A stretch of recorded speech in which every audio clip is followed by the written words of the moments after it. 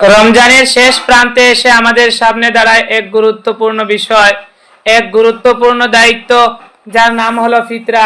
এটা শুধু একটি দান নয়, বরং দরিদ্র মানুষের ন্যায্য অধিকার।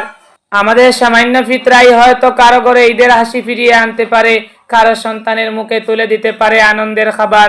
তাই মনে রাখবেন, যাদের উপর ফিতরা দেওয়া প্রয়োজন, আমাদের ঈদ তখনই পূর্ণ হবে, আমাদের ঈদ তখনই সম্পূর্ণ হবে, আমাদের ঈদ তখনই সফলতা পাবে যখন আমাদের ফিতরায় অন্যের ঘরেও ঈদের আলো জ্বলে উঠবে।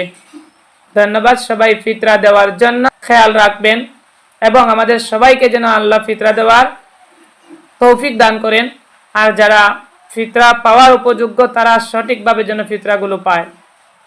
রমজানের শেষ প্রান্তে এসে আমাদের সামনে দাঁড়ায় এক গুরুত্বপূর্ণ বিষয়, এক গুরুত্বপূর্ণ দায়িত্ব, যার নাম হলো ফিতরা। এটা শুধু একটি দান নয়, বরং দরিদ্র মানুষের ন্যায্য অধিকার। আমাদের সামান্য ফিতরাই হয়তো কারো ঘরে ঈদের হাসি ফিরিয়ে আনতে পারে, কারো সন্তানের মুখে তুলে দিতে পারে আনন্দের খাবার। তাই মনে রাখবেন, যাদের উপর ফিতরা দেওয়া প্রয়োজন, আমাদের ঈদ তখনই পূর্ণ হবে, আমাদের ঈদ তখনই সম্পূর্ণ হবে, আমাদের ঈদ তখনই সফলতা পাবে যখন আমাদের ফিতরায় অন্যের ঘরেও ঈদের আলো জ্বলে উঠবে। ধন্যবাদ সবাই ফিতরা দেওয়ার জন্য। খেয়াল রাখবেন এবং আমাদের সবাইকে যেন আল্লাহ ফিতরা দেওয়ার তৌফিক দান করেন।